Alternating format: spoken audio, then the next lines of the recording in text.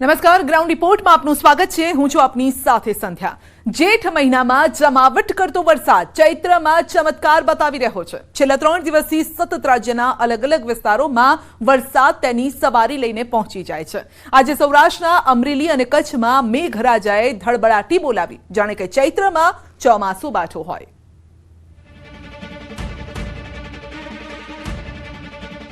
ખેડૂતોના માથે માવઠાની ઘાત। સતત 3 દિવસથી વરસી રહ્યો છે વરસાદ। દાહોદ, બનાસકાંઠા બાદ સૌરાષ્ટ્રમાં કમોસમી આફત। અમરેલીમાં અષાઢ જેવો જામ્યો તો કચ્છના રણમાં કરી રેલમછેલ। હવામાન વિભાગની આગાહી પ્રમાણે રાજ્યના કેટલાક વિસ્તારોમાં વરસાદ ખાબક્યો। કચ્છ, અમરેલીમાં માવઠાનો માર પડ્યો। આ દ્રશ્યો એ વિસ્તારના છે જ્યાંની કેરી ખાવા માટે તમે આતુર હશો, પરંતુ લાગે છે કે આ વખતે કેરી ગયા વર્ષ જેવી ખાવા નહીં મળે। ભલે હાલ ઉનાળો ચાલતો હોય, પરંતુ અમરેલી વાસીઓએ તો આજે ભર ચોમાસા જેવો અનુભવ કર્યો। આ દ્રશ્યો જોઈને એક ક્ષણ એવું લાગે કે ચોમાસું જામી ગયું છે। સુસવાટા ભર્યા પવન સાથે ધોધમાર વરસાદ વરસ્યો। ચૈત્ર મહિનામાં માહોલ એકદમ ચોમાસા જેવો થયો। આ દ્રશ્યો કચ્છના ભુજ પંથકના છે। અહીં સાંજના સમયે એકાએક વાતાવરણ પલટાયું। કાળા ડિબાંગ વાદળો આવી ચઢ્યા અને ભર ઉનાળે વરસ્યા। ભુજ તાલુકાના કેટલાક વિસ્તારોમાં ચોમાસા જેવો માહોલ સર્જાયો। લોડાઈ, ખેંગારપર, મોખાણા, નડાપામાં પવન સાથે કમોસમી વરસાદ થયો। હવામાન વિભાગે આગામી દિવસોમાં માવઠાની આગાહી પણ કરી છે, ત્યારે કચ્છમાં આકાશી આફત અત્યારથી જ આવી પહોંચી। પવન સાથે વરસાદ વરસતા વાતાવરણમાં ઠંડક પ્રસરી, જો કે ખેડૂતોની ઊંઘ હરામ થઈ ગઈ છે। માવઠાના કારણે ખેડૂતોના પાકને મોટા પાયે નુકસાન થાય તેવી ભીતિ છે।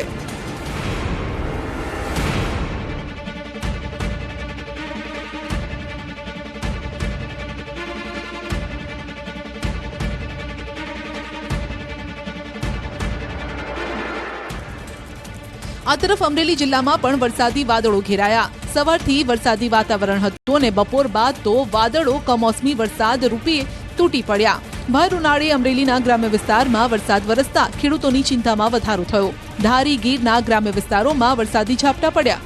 ઉપરાંત પાતળા, તરશીંગડા, રાજસ્થળી, ગઢિયા, ચામંડમાં પણ માવઠાનો માર પડ્યો। કમોસમી વરસાદથી કેસર કેરીને નુકસાન થાય તેવી શક્યતા છે, કેમ કે હાલ કેરીની સિઝન છે અને આંબાવાડીઓમાં કેરી તૈયાર થવાની અણી પર છે। ત્યારે કમોસમી વરસાદથી કેરીના પાકનો કચ્ચરખાણ વળશે તો ખેડૂતો પર આ ફાટ્યા જેવી સ્થિતિ સર્જાશે।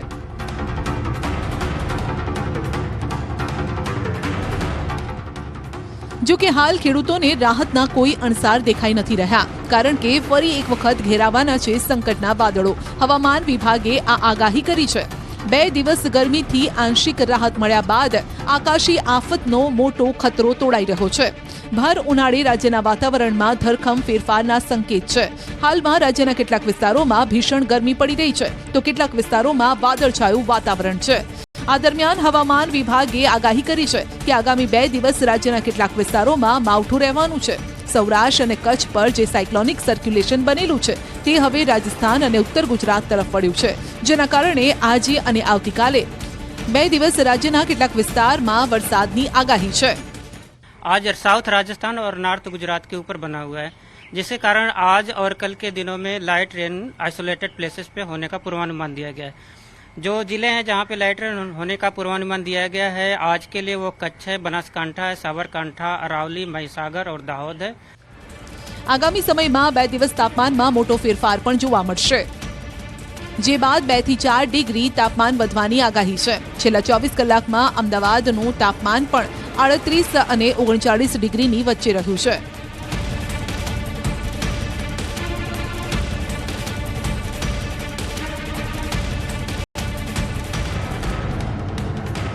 જો કે કાળઝાળ ગરમી વચ્ચે અંબાલાલ પટેલે અઘરી આગાહી કરી છે। રાજ્ય પર તોડાતું માવઠાનું સંકટ। એપ્રિલ મેના હવામાનમાં આવશે મોટા બદલાવ। ભર ઉનાળે આકાશી આફત। સાયક્લોનિક સર્ક્યુલેશનના કારણે રાજ્યમાં વાદળછાયું વાતાવરણ છવાયું છે। સાથે પ્રી મોન્સૂન એક્ટિવિટીના કારણે અમુક ભાગોમાં વરસાદની પણ શક્યતા છે। જો કે એપ્રિલ મે મહિનામાં હવામાનમાં મોટા ફેરફાર આવવાના એંધાણ છે. હવામાન નિષ્ણાંત અંબાલાલ પટેલે આગાહી કરી છે કે એપ્રિલમાં એક પછી એક વેસ્ટર્ન ડિસ્ટર્બન્સ આવશે, જે આપણે છેલ્લા 3 દિવસથી જોઈ પણ રહ્યા છે. 17 એપ્રિલ સુધીમાં ગાજવીજ અને તોફાન સાથે બનાસકાંઠાના કેટલાક ભાગોમાં વરસાદ પણ થશે. આ ઉપરાંત દાહોદ, પંચમહાલ, સાબરકાંઠામાં પણ વરસાદ પડશે. ગાજવીજ અને ભારે તોફાન સાથે બનાસકાંઠાના ભાગોમાં વરસાદ થવાની શક્યતા રહે છે. દાહોદ, પંચમહાલના ભાગમાં વરસાદ થવાની શક્યતા રહે છે. અરવલ્લી, સાબરકાંઠાના ભાગમાં વરસાદ થવાની શક્યતા રહે છે. પરંતુ ત્યાંની અસર છે મધ્ય ગુજરાતના ભાગો સુધી થઈ શકે. અમદાવાદ, ગાંધીનગરમાં પણ ત્યાંની અસર થવાની શક્યતા રહી શકે. તો અંબાલાલે કહ્યું છે કે મેના અંત અને જૂનની શરૂઆતમાં અરબ સાગરમાં હલચલ પણ જોવા મળશે. 17 મે થી 22, 23, 24મી મેના મહિનામાં અંદમાન નિકોબારમાં ચોમાસું સક્રિય થશે. કેટલાક વિસ્તારોમાં વરસાદ થશે તો દક્ષિણ ઉપસાગરમાં ભારે વાવાઝોડું પણ સર્જાશે. તેમજ લક્ષદ્વીપમાં પણ હળવો વરસાદ અને કંઈક હલચલ જોવા મળવાનું અનુમાન છે. એટલે કે આ મહિનો અને આવતો મહિનો માવઠાવાળો રહેશે તે નક્કી છે.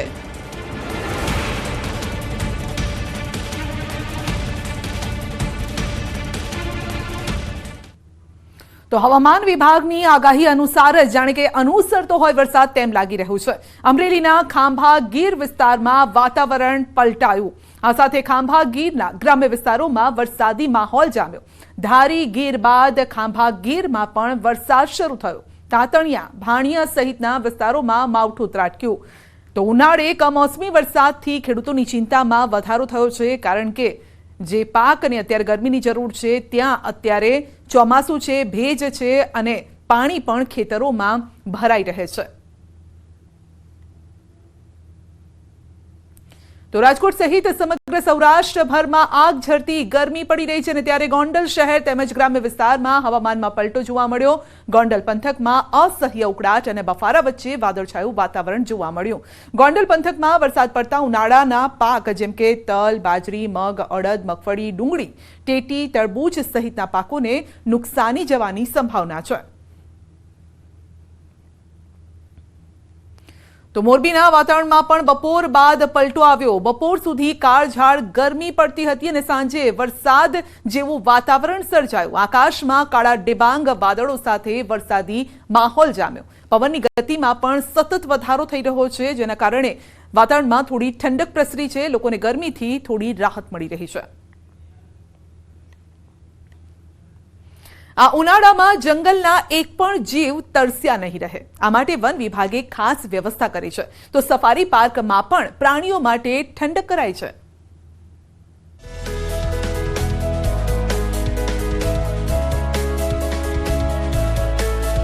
તરસ્યા નહીં રહે જંગલના જીવ. જંગલના રાજા માટે કરાઈ ખાસ વ્યવસ્થા. તૃણાહારી અને સરીસૃપો સાથે કીટકોની પણ કરાઈ ચિંતા. તો સફારી પાર્કમાં પ્રાણીઓ માટે મુકાયા એસી. ઉનાળાની કાળઝાળ ગરમી શરૂ થઈ ગઈ છે. ધોમધકતો તાપ પડી રહ્યો છે અને જંગલમાં કુદરતી પાણીના સ્ત્રોત સુકાઈ રહ્યા છે. તેવામાં જંગલમાં વસતા કોઈ પણ જીવને પાણીની શોધમાં દર ન ભટકવું પડે તે માટે દર વર્ષની જેમ આ વર્ષે પણ વન વિભાગે પાણીની ખાસ વ્યવસ્થા કરી છે. તો સફારી પાર્કમાં પ્રાણીઓ માટે એર કન્ડિશનર, કુલરની પણ વ્યવસ્થા કરવામાં આવી છે. ગુજરાતનું ગીરનું જંગલ હોય કે પંચમહાલનો વન્ય વિસ્તાર, નર્મદામાં આવેલું સફારી પાર્ક હોય કે પછી ઘુડખર અભયારણ્ય, આ તમામ સ્થળે પ્રાણીઓ માટે પાણીની ખાસ વ્યવસ્થા કરાઈ છે. પહેલા વાત કરીએ ગીરની. ગીરના રાજાને જુઓ કેવા શાંતિથી પરિવાર સાથે પાણી પી રહ્યા છે.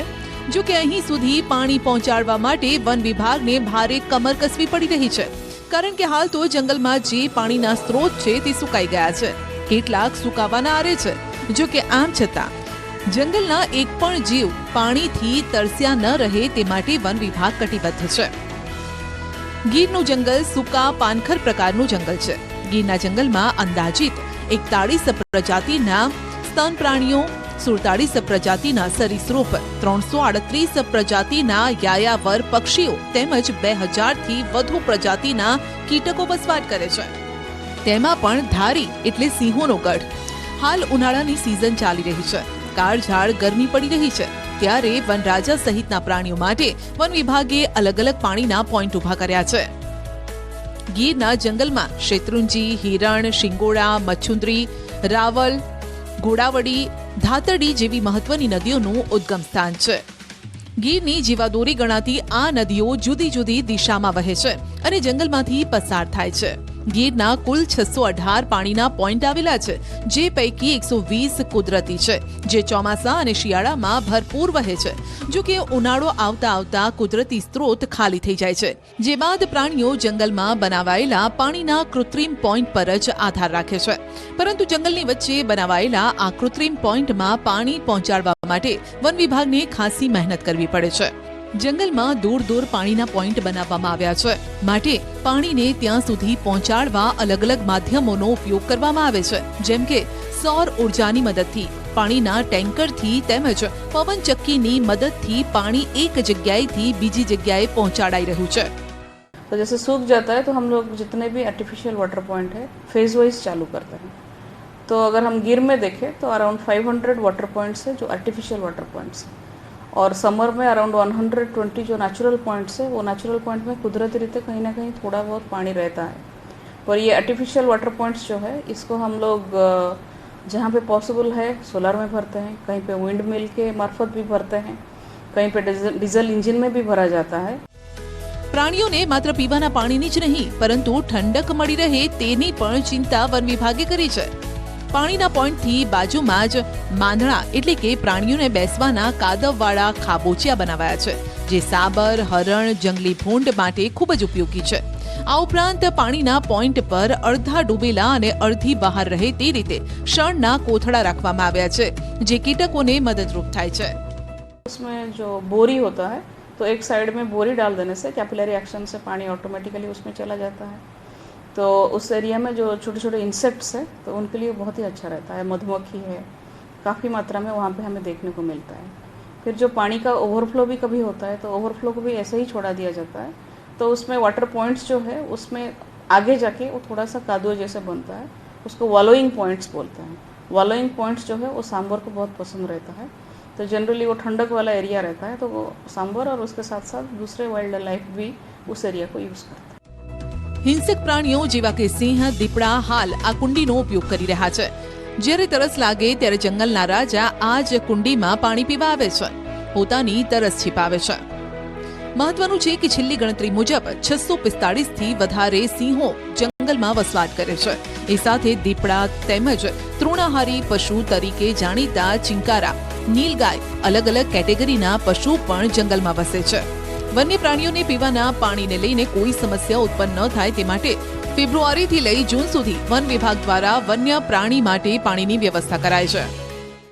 વાત કરું તો 254 પાણીના પોઈન્ટ ગીર પૂર્વ વન વિભાગ હેઠળ આવેલા છે, જેમાં કેટલાક જંગલ વિસ્તાર એટલે કે ગીરમાં હોય છે, કેટલાક અનામત વન વિસ્તાર જે ગીરથી દૂર છે એમાં પણ પાણીની સુવિધા કરવામાં આવે છે.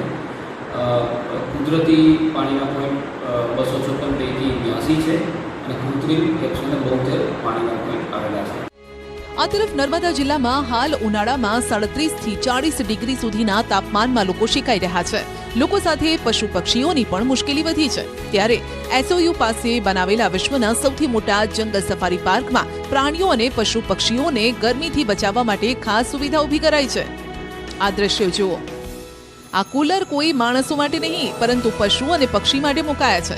સફારી પાર્કમાં દેશી ઉપરાંત વિદેશી પ્રાણીઓ પણ છે, જેમાં ખાસ કરીને ઠંડા પ્રદેશના પ્રાણીઓ માટે 20 જેટલા એસી, 50 જેટલા કુલર લગાવ્યા છે, જે પ્રાણીઓને ગરમીથી રક્ષણ આપે છે. આ ઉપરાંત સફારી પાર્કમાં સતત ઠંડા પાણીનો છંટકાવ કરવામાં આવે છે. એટલું જ નહીં, અહીં તમામ પ્રાણીઓનું રોજે રોજનું ટેમ્પરેચર પણ મપાય છે. डेजर्ट कूलर्स, एसीज ये सब लगाए गए हैं.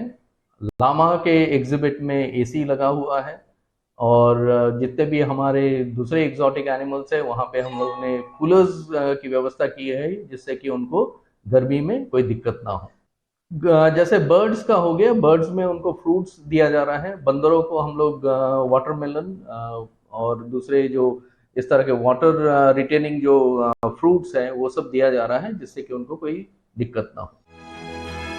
બીજી તરફ આટલી ગરમીમાં પણ આ જંગલ સફારી પાર્કમાં નવા પ્રાણીઓને જોવા માટે પ્રવાસીઓ પણ મોટી સંખ્યામાં ઉમટી રહ્યા છે.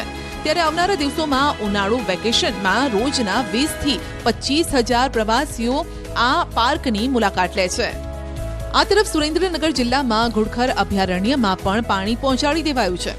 સુરેન્દ્રનગર જિલ્લામાં નાના રણનો વિસ્તાર 4,953 ચોરસ કિલોમીટરનો છે, જ્યાં હાલ ગરમીનો પારો અંદાજિત 40 થી 45 ડિગ્રીની આસપાસ રહે છે.